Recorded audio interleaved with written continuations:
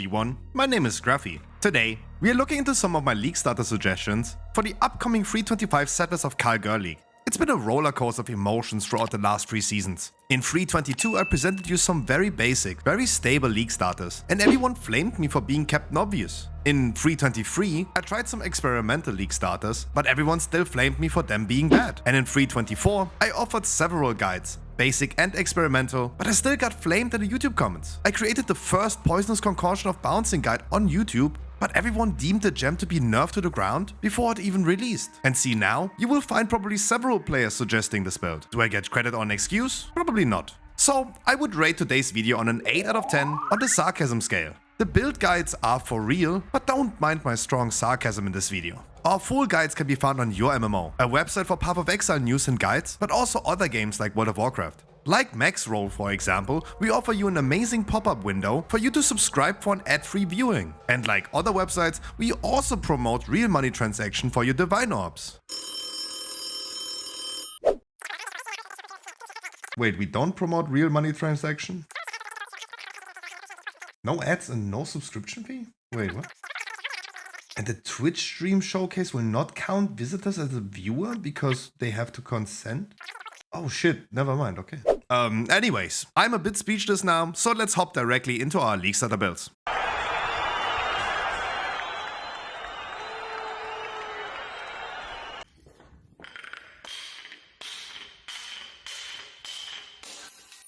I just used the same meme intro as I did in 324. Poisonous Concoction of Bouncing will be one of the builds that we continue and update for the 325 Settlers of Kalguur League start. Let's address the elephant in the room first. Downside of the build is the stutter playstyle. The typical walk, then stop, to throw, then walk again playstyle. Also, there's one unique item that we really want, which could become a problem in the first few days, but we have a workaround there when we talk about equipment. I want to reiterate that last league, so many negative YouTube comments came in about our Poisonous Concoction guide, even though I felt the most confident, in that time, experimental League starter. Let's first look into all changes in the patch notes and then continue with the build itself. Let's talk first about the positive stuff. Poisonous Concoction and Poisonous Concoction of Bouncing have been buffed. In comparison to all other melee skills, the buffs are fairly small, but still overall we got a buff. Some changes to our aura setup.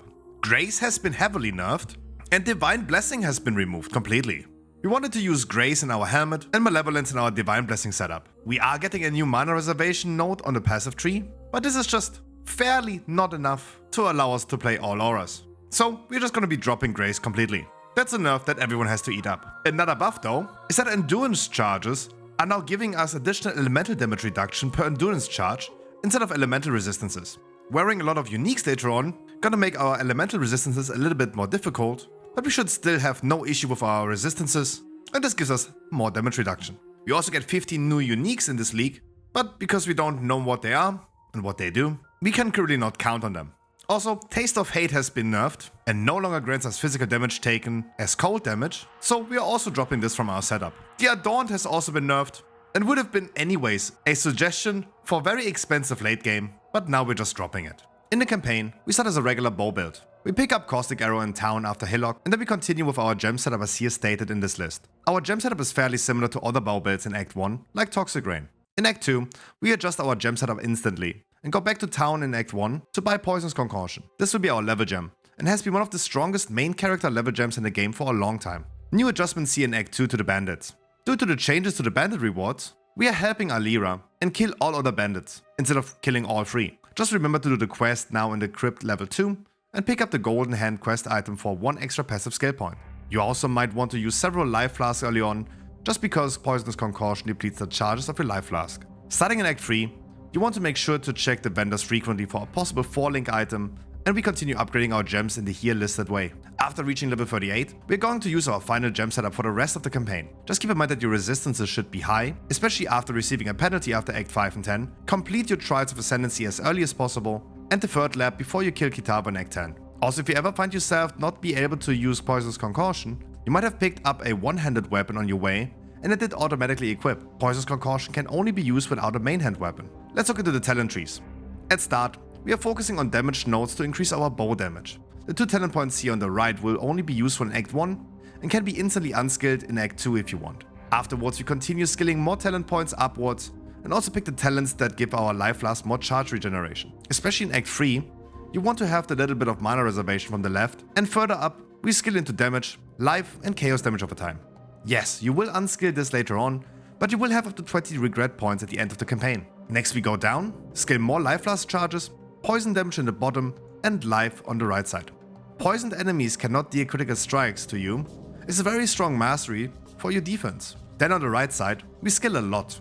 More accuracy, the mastery that gives you 500 accuracy rating, more spell suppression on the right side, and more poison damage. Last, to finish our leveling tree at level 60, we skill just more health and mana on the right side, with the mastery of 12% increased mana reservation efficiency, which you need in the early endgame. For your early endgame, or mid-game however you want to call it, you want to rush upwards to the right to an Eldritch Battery. You might already know at this point what problem we later have with our suggested equipment. Major changes that we encounter now is that we unskill quite a few points and skill into the middle of the passive tree for more mana reservation, and we go down to the frenzy and endurance charges in the bottom. And surely, our endgame tree differs even more, but not as significant anymore. We are hoping for a certain item, coming soon to it, so we can drop the Eldritch Battery talent and invest more into jewel slots and even a cluster jewel. We're just shifting some points away that we don't need anymore and put them into jewels. Our talent tree is currently listing at level 95, but this does not include the new talent point we get next league in Act 2 and the bandit changes. For our Ascendancy, we start with the Wither debuffs,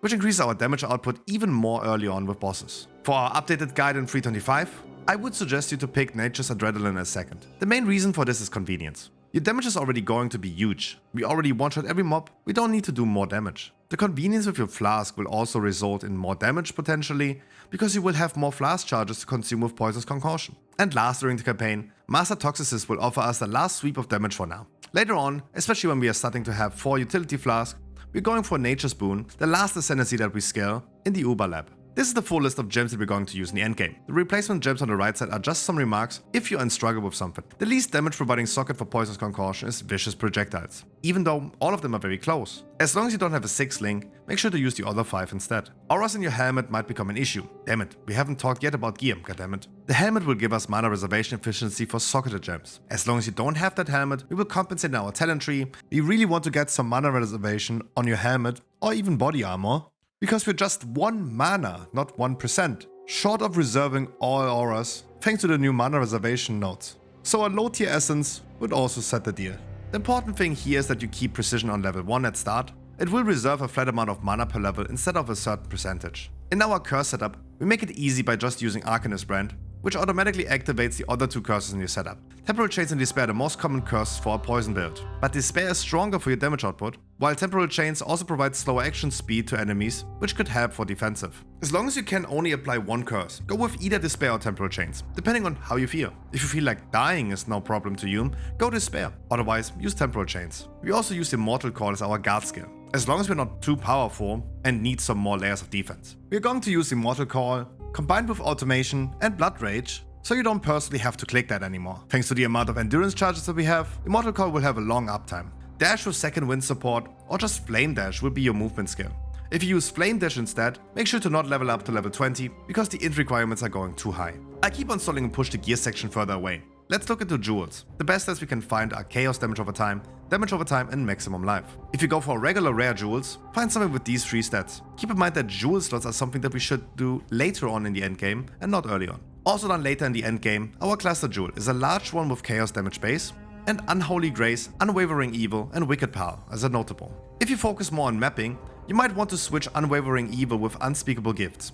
It causes your attacks to make enemies explode on death, which is great for mapping. If you want, but I don't include this currently in our talents, you might want to go for a medium cluster jewel with damage over time base, and Brute for potency and Circling Oblivion as the notables. This grants you damage, but also convenience. Use a medium cluster jewel instead of regular jewels if you feel like this is something for you. Also keep in mind that a medium cluster jewel with 5 passives is the same as with 4 passives, so don't go and buy one with 4 passives because it's going to be more expensive than the one with 5. I don't know why. And surely, if you have the money, we go for a Watcher's Eye with Malevolence and Forbidden Flame and Flash that grant you Quartz Infusion. Let's look into gear. Our written guide includes 3 different categories. We show you what you should wear when you're starting in the maps after the campaign. In the second column, we'll find the gear that you are aiming for with this build, and that's also what we use and showcase in our path of building.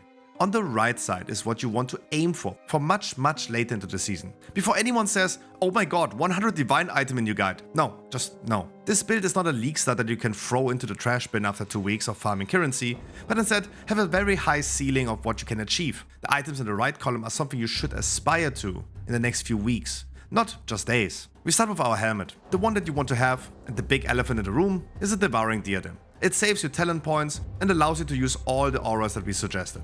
It's going to be expensive, and the first item you should save your money for.